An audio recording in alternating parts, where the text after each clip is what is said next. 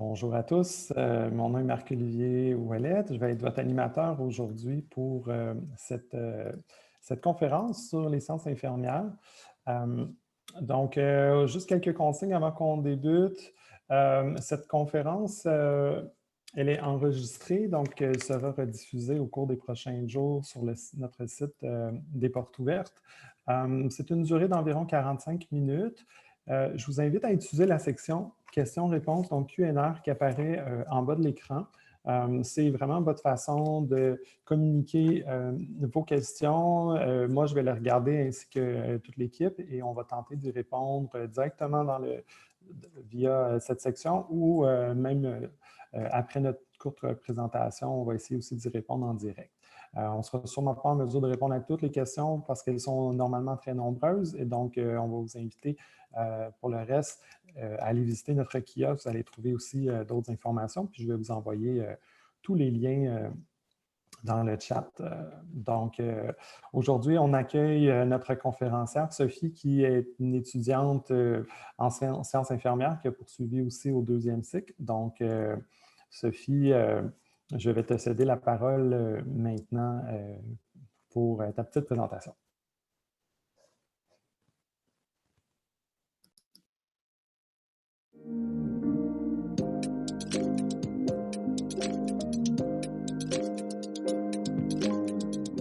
Alors, tout d'abord, quel a été mon parcours au sein de la Faculté des sciences infirmières de l'Université de Montréal? Ça a débuté lorsque j'ai entamé mon baccalauréat en septembre 2017, que j'ai complété en mai 2019. En fait, moi, j'ai complété un bac qui est le DEC-BAC, étant donné que j'ai fait une technique en soins infirmiers au cégep. Par contre, il y a de mes collègues qui ont plutôt, eux, fait le programme BAC, qui est le bac initial, parce qu'eux avaient complété plutôt un DEC en sciences de la nature, par exemple, au cégep. Donc, durant notre formation, à un certain moment, on a pu se joindre ensemble pour compléter notre baccalauréat tous en même temps. En fait, durant mon baccalauréat, à la fin, j'ai choisi de compléter un stage à l'international. En fait, je suis partie 3 mois avec une collègue étudiante à Madagascar. Également, durant mon bac, je me suis impliquée au sein de l'association étudiante comme père aidante au programme des pères aidants en sciences infirmières de l'Université de Montréal. Ces deux implications-là m'ont permis de confirmer mes intérêts pour l'entraide étudiante, le travail en équipe, qui sont vraiment des atouts à développer pour devenir infirmière. Et puis, tout ça pour dire que finalement, ces deux implications-là sont encore présentes dans ma vie étudiante au cycle supérieur parce qu'en effet, j'ai poursuivi après mon bac à la maîtrise que j'ai entamé voilà, tout de suite après le bac pour, si tout se déroule bien, pouvoir déposer mon mémoire à la fin du mois de mai 2021.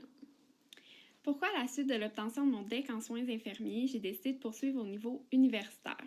En effet, j'ai obtenu mon DEC à la suite d'une technique en soins infirmiers au cégep de Rimouski. Par la suite, j'ai décidé de quitter Rimouski pour Montréal, où j'ai obtenu un poste comme candidate à l'exercice de la profession infirmière, donc comme CEPI. Dans les prochains mois, j'allais passer l'examen de l'Ordre des infirmières et infirmiers du Québec pour ainsi obtenir mon titre professionnel en tant qu'infirmière. En fait, durant mon DEC, je savais déjà que j'étais intéressée à poursuivre mes études au niveau universitaire. Je savais que des cours comme soins critiques, santé communautaire étaient développés puis présentés uniquement au niveau universitaire. Aussi, j'étais super intéressée à mieux comprendre le plein potentiel d'une infirmière au Québec. Je me rendais compte que avec mes stages, également au travail, que l'infirmière, dans son quotidien, n'était pas appelée à mobiliser toutes les activités professionnelles qui étaient possibles pour elle. Ainsi, l'université se présentait comme moi un peu comme l'opportunité de développer plus de connaissances pour prendre part au changement puis à la création d'opportunités au bénéfice du déploiement de la profession infirmière. J'aspirais vraiment que ma pratique future en tant qu'infirmière me permette de mobiliser toutes les activités professionnelles qui étaient possibles. Pourquoi l'Université de Montréal? En fait, je quittais mon petit cocon balaurancien. J'étais vraiment intéressée à faire partie d'une grande et prestigieuse université. Aussi, j'étais animée par les opportunités de projets qu'une université comme celle de l'Université de Montréal allait pouvoir m'offrir, sans oublier que j'étais très, très intéressée à faire partie du stage international, du cheminement international qui était disponible à la fin du baccalauréat. Donc, quelle a été mon expérience au sein du programme et si j'avais à nommer des forces de la formation, quelles seraient-elles? Donc, moi, quand j'ai débuté mon bac, c'était une initiation vraiment à l'approche par problème, à l'apprentissage par apsique. Ça a été vraiment une belle découverte. Ça m'a vraiment permis d'apprendre en profondeur les différents concepts des cours tels que ceux de soins critiques, santé communautaire, qui étaient tout à fait nouveaux pour moi. Ça me permettait d'avancer au même rythme d'apprentissage de mon équipe. Par le fait même, le travail d'équipe était vraiment mis à l'avant-plan par les APSIC. Sans oublier les simulations cliniques. Donc, c'est super impressionnant de voir le centre de simulation à la haute pointe de la technologie, également avec les mannequins au réalisme, la réalité virtuelle. On est vraiment dans l'action tout au long de sa formation. L'horaire stable des cours, ça permet évidemment une meilleure conciliation travail, famille, études. Personnellement, j'étais déjà infirmière, donc je travaillais à l'hôpital, en particulier les fins de semaine. Donc pour moi, c'était un plus de pouvoir planifier mes semaines et pouvoir concilier le tout. Et puis finalement, sans oublier la proximité avec les professeurs. Vraiment, il y a un accompagnement étroit des professeurs, du corps enseignant de la faculté tout au long de la formation. En ce qui concerne mon expérience en stage, mais c'est certain que ce qui permet le plus de s'immerger dans l'action de la profession, c'est vraiment les stages. En fait, ce qui est intéressant avec la formation, c'est que tout au long, vous pouvez vous familiariser avec différents domaines. Ça peut commencer avec la chirurgie orthopédique, ensuite la médecine interne, puis plus vous avancez dans votre formation, plus vous allez pouvoir vous familiariser avec des domaines et des spécialités plus précises. Par exemple, la santé mentale, les soins critiques, les soins de première ligne. Sans oublier qu'à Montréal, on a accès à des institutions qui sont vraiment spécialisées puis chevronnées dans différents domaines de pratique. Je peux penser par exemple à l'hôpital Sainte-Justine pour la pédiatrie, à l'Institut de cardiologie de Montréal pour la cardiologie. Et le dernier stage étant au choix à la fin du baccalauréat, vous pouvez vraiment choisir la spécialité qui vous a le plus intéressé tout au long de votre formation. Sans oublier que ça peut aussi être l'occasion de mettre les pieds dans un milieu qui vous intéresse pour un emploi futur. Pour ma part, je n'ai pas suivi le cheminement clinique tel que je viens de vous présenter. J'ai plutôt décidé de partir à l'international. Donc, j'ai suivi le cheminement international qui est offert à la faculté. Comme dit plus tôt, j'ai quitté 3 mois avec une collègue étudiante. On est parti à Madagascar où on a chacune mené un projet que nous-mêmes on a initié, qu'on a mis en place dans une maternité qui est un centre spécialisé en pédiatrie, en accouchement, en suivi de grossesse. Et j'ai également des collègues étudiants qui ont plutôt choisi de suivre le cheminement Honor. En fait, c'est des étudiants qui étaient intéressés par les cycles supérieurs et également à la recherche en sciences infirmières. Donc, ils ont pu suivre des cours de maîtrise, donc de prendre de l'avance déjà sur leur parcours universitaire au 2e cycle. Alors, qu'est-ce que mes études m'ont apporté dans ma pratique en tant qu'infirmière? Donc, au niveau professionnel, vraiment, mes études m'ont permis de développer davantage ma curiosité, également de développer mon intérêt à m'impliquer plus dans mon établissement. Ça m'a démontré qu'en m'informant puis en développant ma capacité d'analyse, je pouvais vraiment devenir un acteur stratégique au sein de mon établissement, puis de prendre part au changement, prendre part à l'innovation. Sans oublier que mes études ont eu également un impact sur mon cheminement académique. En fait, c'est vraiment par le biais du cheminement international que j'ai confirmé mon intérêt pour la maîtrise, pour les cycles supérieurs. En fait, j'ai été super animée par le fait de mener un projet à terme, d'en être un peu le chef d'exécution avec la professeure responsable du cheminement international. Ça m'a grandement animée, tout ce processus-là, puis ça a confirmé mon intérêt pour la maîtrise. Dans le même ordre d'idée, pourquoi avoir décidé de poursuivre mes études au cycle supérieur? Donc, je voulais vraiment amener mes questionnements puis ma curiosité à un autre niveau, sans oublier que j'étais super animée à l'idée de mener à terme un projet de recherche qui était directement en lien avec mes intérêts. En effet, pour parler de mon sujet de recherche, je m'intéresse à l'expérience de transition depuis les soins pédiatriques vers les soins aux adultes, de jeunes adultes atteints d'un trouble de santé mentale lié à l'usage de substances. C'est vraiment ça qui est intéressant avec les cycles supérieurs, c'est qu'on peut vraiment développer nos connaissances dans un domaine précis de la profession infirmière, donc qui nous intéresse particulièrement. Donc, il y a les micro-programmes, par exemple, qui nous permettent de se familiariser avec le 2e cycle, mais c'est également une très bonne porte d'entrée pour la maîtrise de tous les types de maîtrise, parce qu'en effet, il existe une maîtrise comme moi je fais, mais également celle des infirmières praticiennes spécialisées. Donc, c'est pour ceux qui veulent encore plus en apprendre dans un certain domaine, mais en plus d'élargir leurs activités professionnelles. Donc, les domaines qui sont disponibles sont les soins de première ligne, les soins aux adultes, la santé mentale également. Puis sans oublier que si on veut vraiment amener notre curiosité à un autre niveau, développer encore plus nos connaissances, bien, il y a le doctorat en sciences infirmières qui est également disponible. Vraiment, la discipline infirmière est jeune dans le domaine de la recherche, mais c'est vraiment reconnu comme un atout essentiel en ce moment dans la recherche. De façon générale, comment je pourrais décrire mon expérience étudiante au sein de la faculté? Je pense qu'en ce moment, on vit vraiment une expérience étudiante qui est très particulière. Je me rends compte que la faculté accorde une grande importance à l'accompagnement qu'elle accorde aux étudiants. Tout le monde veut se soutenir, tout le monde reconnaît qu'en ce moment, c'est une période qui est très difficile, puis surtout que ça peut être une source importante d'anxiété. On ne va pas se le cacher, c'est sûr que face à une pandémie comme on vit en ce moment, en particulier le corps professionnel infirmier est mobilisé. Donc probablement que par rapport à d'autres disciplines, les étudiants de la faculté sont plus touchés par rapport à ce qu'on vit présentement. Donc l'enseignement est vraiment plus flexible, ouvert au changement, puis vraiment à l'écoute des étudiants. Sans oublier qu'on a accès à des plateformes informatiques qui sont performantes, user-friendly, ce qui facilite beaucoup le travail à distance et même le travail en équipe. Alors, quels sont les points forts de la formation selon moi? Vous l'avez probablement remarqué dans mon vidéo, mais j'accorde un intérêt particulier au déploiement de la pratique infirmière.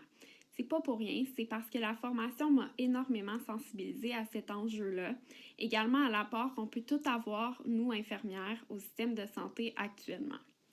Quel message j'aimerais transmettre aux futurs étudiants? Alors, j'accorde beaucoup d'intérêt à l'implication dans les projets. Vraiment, la faculté, les associations étudiantes sont super intéressées aux projets étudiants. N'hésitez pas à partager vos idées, à inscrire votre nom dès qu'il y a un projet qui s'amorce qui vous intéresse. Ça développe le sentiment d'appartenance, puis surtout, ça favorise l'établissement de relations humaines fortes avec vos collègues. Alors, sur ce, je vous souhaite bonne chance dans la poursuite de vos études et j'ai bien hâte de vous rencontrer à la faculté.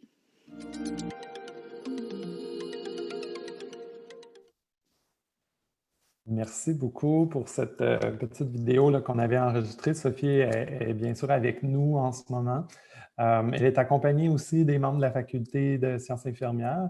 Je vous demanderai aux collègues d'activer votre caméra, vos micros et on va arriver, dans le fond, on débute la section des questions-réponses. Donc, pour ce faire, vous êtes déjà nombreux à avoir posé des questions. On a tenté de vous en répondre à quelques-unes là, déjà. Et donc, moi, je serai votre animateur. Je vais poser des questions à Maria Martineau, qui est adjointe à la vice-doyenne aux études supérieures, qui va tenter d'y répondre ou sinon accompagner de ses collègues, là, donc Sophie, Dominique et Camille. Donc, une première question pour vous, Maria. On nous disait d'aller un petit peu plus en profondeur au niveau des différents cheminements qui sont offerts. On a parlé dans la vidéo de cheminement Honor international. Ce serait possible d'aller un petit peu plus en profondeur de ce côté-là. En fait, je vais solliciter ma collègue Camille Sasseville. Je pense qu'elle se sentait déjà visée. C'est vraiment de son côté, le premier cycle, qu'elle va pouvoir mieux répondre. Donc, je vais laisser la parole à Camille justement pour vraiment avoir les précisions à ce sujet-là. Avec grand plaisir. Puis je vous dirais que ça, c'est une question qu'on entend souvent. Oui. Et ce sont des très beaux cheminements, donc ça nous fait plaisir de les présenter. Donc, en fait, là, la dernière session, autant du bac en sciences infirmières que du DEC-Bac, se divise en 3 cheminements. Donc, la grande majorité des étudiants vont faire le cheminement clinique, qui a été très bien décrit par Sophie pendant la conférence. Et on va avoir quelques étudiants qui vont faire chacun des 2 autres cheminements. Donc, on a le cheminement Honor, on a le cheminement international. Ce sont des cheminements qui sont offerts aux étudiants qui ont obtenu là, une très bonne moyenne générale tout au long du bac. Donc, si vous savez déjà que ça vous intéresse, c'est le moment dès le début de mettre les bouchées doubles pour avoir des bons résultats. Donc, je vais commencer par le cheminement Honor. Le cheminement Honor, ça permet à des étudiants qui ont un intérêt pour la recherche en sciences infirmières et qui ont envie d'aller se spécialiser dans un domaine, de remplacer 11 crédits du baccalauréat par 12 crédits de cours. Dans le fond, il y a 6 crédits qui sont des cours de maîtrise et qui donc vont compter dans un cheminement de maîtrise quand les étudiants présentent une demande d'admission par après. Et il y a un 6 crédits qui est un stage de recherche. Donc, nous, on appelle practicum de recherche. Donc, l'étudiant va se joindre à un professeur de la faculté pour participer à un projet de recherche dans le cadre de ces 6 crédits-là. Donc, par exemple, si vous souhaitez, je ne sais pas moi, vous intéresser au soulagement de la douleur en chirurgie pédiatrique, bien, c'est le moment de vous poser une question et de mettre à profit la recherche ou vos compétences en recherche auprès de cette clientèle-là. Ce n'est qu'un exemple parmi des millions d'exemples. Et on a plusieurs professeurs qui travaillent dans des domaines différents à la faculté. Donc, ça, c'est le cheminement Honor. Le cheminement international, en fait, c'est aussi 11 crédits qui sont différents. Donc, au lieu de faire les 11 derniers crédits du bac, les étudiants vont partir à l'étranger. Donc, on va les laisser partir, je vous dirais, c'est de 11 à 12 semaines, dépendamment des années. Et on a vraiment plusieurs pays partenaires qui reçoivent nos étudiants. Donc, par exemple, à chaque année, là, évidemment, pas cette année en raison de la COVID-19, malheureusement, mais on a des étudiants qui vont en France, en Belgique, mais aussi en Inde, au Maroc, à Madagascar.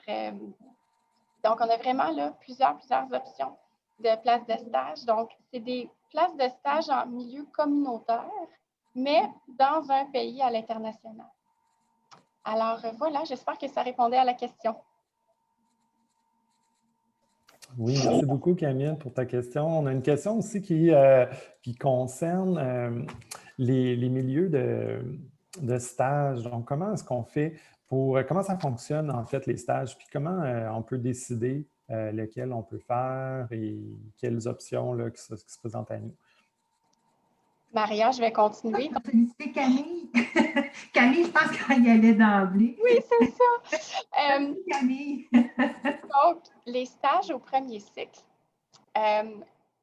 on se charge de trouver l'ensemble des places de stage. Donc, par exemple, quand on a, je ne sais pas moi, une cohorte de 120 étudiants qui fait le stage de chirurgie en première année, par exemple, bien, nous, on fait le contact avec les milieux cliniques. Donc, on trouve les 120 places de stage, on les rend disponibles d'avance sur un logiciel qui s'appelle HSPNet, auquel les étudiants ont accès. Et les étudiants vont nous indiquer leurs préférences. Donc, ensuite, le logiciel brasse tout ça et tente de donner au plus grand nombre possible d'étudiants une de leurs préférences. Donc, ça, ce sont pour les stages qui sont, en fait, pour les 2 premières années et demie du programme. Quand on arrive en dernière session, parce que je pense que la question, ça concernait plus la dernière session, le stage au choix, on va fonctionner de la même façon, sauf que dans les places de stage qu'on va vous présenter, il va y avoir vraiment un très, très, très grand étendue de places de stage. On va vraiment aller faire le tour de tous les postes qu'une infirmière clinicienne ou qu'un infirmier clinicien peut occuper. Donc, c'est plus à ce moment-là que vous allez pouvoir choisir une spécialité qui vous intéresse un peu plus. Donc, on va vous présenter des places de stage, encore là dans HSPNet, mais là, il va y en avoir en cardiologie, en pédiatrie, il va aussi y en avoir, par exemple, en gestion un peu. Donc, on peut aller en stage avec une infirmière chef ou avec une cadre conseil, en néonatologie, auprès des personnes âgées, en oncologie. Donc, c'est vraiment dans ce dernier stage-là que vous allez pouvoir faire un choix d'une clientèle spécifique, mais on va vous avoir quand même présenté ces places de stage-là sur HSPNet de la même façon qu'on le fait d'habitude. Il n'y aura pas un moment où vous allez aller cogner à la porte des hôpitaux pour chercher une place de stage. Là, on s'occupe de faire cette démarche-là. Et dis-moi, Camille, est-ce que les stages sont parfois rémunérés? C'est une excellente question. On a, oui, on a gagné ce point-là. Il y a eu des démarches il y a 2 ans maintenant auprès du gouvernement Et donc, ce dernier stage-là, qui est au choix, donc que ce soit le stage de recherche dans le cheminement Honor ou le stage auprès d'une clientèle spécifique dans le cheminement clinique, ce stage-là actuellement est rémunéré. En fait, la rémunération se nomme bourse à la persévérance et à la réussite des stagiaires.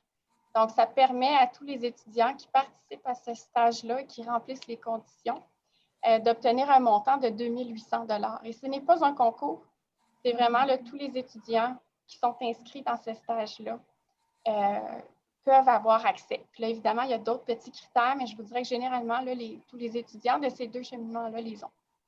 OK. On a une question qui touche plus la façon ou l'approche d'apprentissage. On nous dit, est-ce que c'est vrai qu'à l'Université de Montréal, c'est plus théorique et moins pratique? Puis on a aussi une question qui nous, un peu dans le même sens par rapport à l'apprentissage par problème. On nous demande, est-ce qu'en première année, c'est plus magistral ou approche par problème? Est-ce que tu veux, Camille, peut-être continuer là-dessus? Certainement. Je l'avais vu la question dans le chat et mon cœur a toujours mal quand je vois cette question-là. Je vous avoue qu'avant 2004, c'était vrai qu'à l'Université de Montréal, on avait une approche qui était plus théorique que pratique. Et à partir de 2004, qui d'ailleurs était mon année à laquelle je suis rentrée, moi, dans le bac, donc à partir de 2004, on a complètement renversé ce programme-là. Et c'est devenu extrêmement pratique. Pratique au point où, dès la première session, vous faites des activités de simulation. Hein, d'ailleurs, je vous le montre vite. Okay, je suis dans le centre de simulation. Dès la première session, là, vous venez ici pratiquer des procédures de soins. Et il y a un stage aussi en première session. Donc, c'est extrêmement basé sur la pratique, au point où, là, je fais un petit lien avec les méthodes d'apprentissage, on ne donne presque pas de cours magistraux. Donc, ça, c'est vraiment ce qui nous démarque, entre autres. Au premier cycle à la Faculté des sciences infirmières, le magistral, donc cours dans lequel on a, par exemple, un professeur devant 300 étudiants, on n'en fait plus. La raison pour ça, en fait, on en fait très, très peu. La raison à ça, c'est que les études ont démontré que les étudiants retiennent à peu près 10 % de ce qui est mentionné dans ce genre de cours-là. Donc, avant 2004, l'équipe s'est demandé hey, qu'est-ce qu'on peut faire, nous, pour que quand les étudiants arrivent dans nos murs pour faire une activité pédagogique, mais qui intègre la matière au fur et à mesure. Donc, on fonctionne majoritairement en approche par problème. Donc, il y a quelques cours magistraux, par exemple, quand on a à présenter un plan de cours ou quand on a à préparer des étudiants pour un examen, par exemple. Là, on va le faire de façon magistrale. Mais sinon, on se retrouve vraiment à être dans des activités très, très dynamiques. Donc, l'étudiant est au cœur de son apprentissage. Quand vous venez à l'université, c'est pour co-construire des connaissances, c'est pour chercher de l'information dans des livres, c'est pour pratiquer directement des procédures de soins. Donc, on est plus là-dedans. C'est une démarche très dynamique, très active. Évidemment, il y a toujours des professeurs et des tuteurs pour vous encadrer là-dedans. Donc, vous n'êtes pas laissé à vous-même, mais vous êtes au cœur de votre apprentissage. Merci, Camille. Ajouter, M. Ouellet, c'est la même chose au niveau des cycles supérieurs. Il y a une continuité qui va se faire au niveau de l'approche par compétences. Il y a peut-être moins de laboratoires, moins de pratiques parce que, bon, c'est déjà des infirmières, donc il y a moins d'apprentissage concret comme au premier cycle. Toutefois, il y a beaucoup de co-construction qui va se faire à partir des séminaires qu'on va faire ensemble. Il y a vraiment une co-construction des savoirs. Et la même chose au niveau du programme IPS. Il y a en effet des activités de simulation qui se font justement probablement dans les mêmes locaux que Camille est actuellement. Donc, pour vraiment aller mettre en pratique les nouvelles techniques de soins. Donc, il y a beaucoup d'activités qui vont se faire, même dans des types d'activités plus relationnelles. Je prends par exemple dans le cours de santé mentale, même s'il n'y a pas vraiment des techniques de soins, il y a quand même des approches qu'on va faire, des laboratoires plus de communication qu'on va faire pour. Et donc, c'est vraiment, comme disait Camille, c'est dans la pratique qu'on va vraiment apprendre. Bien sûr, il y a de la théorie qui doit être donnée, mais on met les gens en pratique. C'est comme ça qu'on va pouvoir vraiment mieux intégrer les apprentissages. Donc, il y a une continuité qui se fait vraiment là, à travers tous les programmes. Merci, Camille. Puis justement, maintenant qu'on parle plus des cycles supérieurs, est-ce que ça serait possible de, peut-être, Maria, poursuivre de ce côté-là? On nous demande d'expliquer les différentes options à la maîtrise. En fait, puis je vais féliciter aussi ma collègue Dominique. Alors, au niveau des cycles supérieurs, il y a différents programmes. On a des micro-programmes qui sont entre 13 et 15 crédits. C'est souvent une belle façon de concilier travail, famille, de plus de souplesse dans la structure du cours. Ça nous permet de mieux cibler aussi les programmes qu'on veut faire. Je vous invite d'ailleurs à aller voir sur le kiosque les différents micro-programmes que nous avons. Nous avons aussi la maîtrise avec des options plus de gestion, de formation. J'en ai déjà la gestion, l'administration. Donc, dans ces options-là, on peut faire évidemment soit un mémoire ou une option plus practicum, un genre de stage. Donc, on pourrait aussi plus aller voir sur le kiosque, que je ne veux pas trop vous bombarder là, de formations puis vous éparpiller. Donc, évidemment, on parle d'un 2 ans temps plein, 3 ans de mi-temps. On a le volet IPS. Je vais laisser évidemment Dominique en parler davantage. Et pour ceux que ça intéresse, on a toujours plus et plus et plus. Il y a le doctorat. On va commencer par le bac, après ça, la maîtrise. Mais il ne faut pas oublier que ça existe, un doctorat aussi en sciences infirmières. Comme on dit souvent, pourquoi pas? Hein? On ne sait jamais. On vient développer notre petite fibre, notre intérêt, puis on a souvent des questions de recherche. Donc, voilà. Donc, de rentrer à la faculté, c'est découvrir une panoplie de programmes disponibles. Donc, ça, c'est très intéressant. Et pour ça, bien, il y a le kiosque, notre faculté, notre site là, qui a une multitude d'informations. Dominique, je te laisserai peut-être parler un petit peu plus du programme IPS. Oui, alors les autres ou l'autre option à la maîtrise de l'Université de Montréal, c'est la maîtrise infirmière praticienne spécialisée qui offre 3 domaines, en fait 3 options différentes, soins aux adultes, santé mentale ou soins de première ligne. La différence par rapport aux autres maîtrises en pratique avancée, c'est que la maîtrise infirmière praticienne, c'est une maîtrise professionnelle. Alors, il n'y a pas de mémoire, il n'y a pas de travail dirigé. Tout ça, c'est vraiment des stages. À la toute fin des options là, pour le programme. Et il y a des exigences en termes d'expérience de travail. Alors, on ne peut pas accéder à cette maîtrise-là tout de suite après un baccalauréat. On doit cumuler une expérience de travail minimale d'un équivalent de 2 années à temps complet, que ce soit comme infirmière après un DEC ou comme infirmière après un bac. Toutefois, il faut être détenteur d'un bac en sciences infirmières ou l'équivalent. Qu'est-ce que je pourrais dire d'autre? C'est une maîtrise infirmière praticienne qui comporte 2 programmes. En fait, je pourrais peut-être donner plus de détails à ceux qui sont intéressés lors de nos rencontres thématiques de cet après-midi. Mais disons que contrairement, puis je pense que ça va répondre aussi à une question que j'ai vue dans le chat, contrairement au programme de maîtrise en pratique avancée dont Maria vient de parler, qui ne sont pas contingentés dans la mesure où les gens doivent répondre aux conditions d'admission. La maîtrise en infirmière praticienne spécialisée, elle est contingentée pour les options qui sont offertes. On ne peut pas accepter tous les gens qui sont admissibles.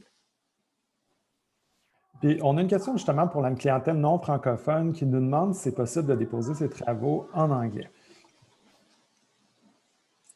Peut-être. Ben, en fait, je m'étais dit que je répondrais au moins pour les cycles sup. Là. Je vais laisser Camille pour le bac, mais au cycle supérieur, dans la grande majorité des cas, c'est possible de le faire, mais ça dépend du professeur, en fait. C'est le professeur qui va donner son aval à la remise des travaux en anglais, mais je dirais que dans la majorité des cas, c'est possible, mais ce n'est pas un absolu.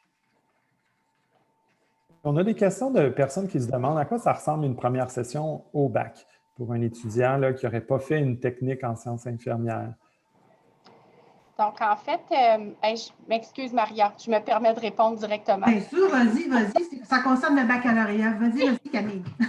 Donc, En fait, là, la première session du bac initial se compose de 4 cycles de cours et d'un stage qui arrive à la fin de la session.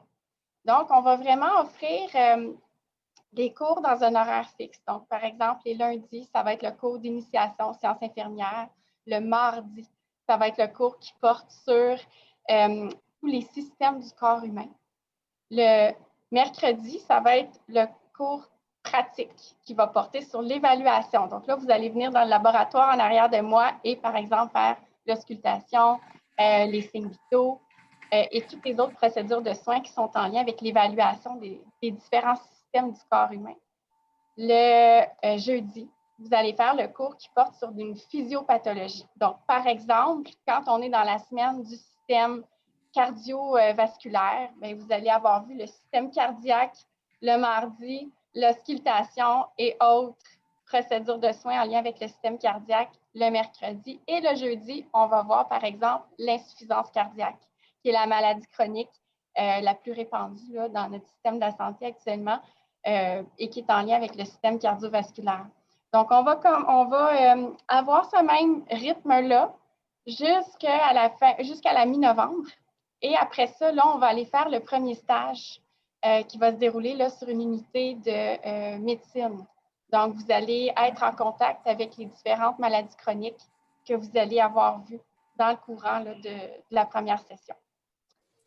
Parfait, Camille. Puis on nous demande un peu de nous dire la taille des cohortes ou le nombre d'élèves par classe, ça ressemble à quoi, disons, au bac?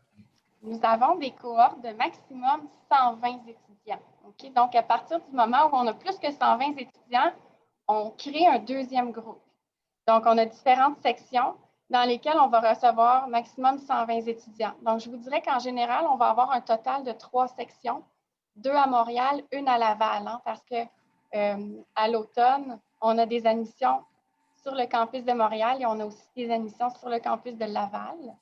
Donc, c'est ça. Donc, il y a 120 étudiants avec un professeur et plusieurs tuteurs qui animent en plus petits groupes les différentes activités là, qui sont dynamiques parce que, par exemple, en laboratoire, on est maximum 20 étudiants en même temps dans un local et en approche par problème, bien là, on va être maximum 40. Donc, il y a différents intervenants, mais vous êtes toujours avec votre même cohorte de maximum 120 étudiants.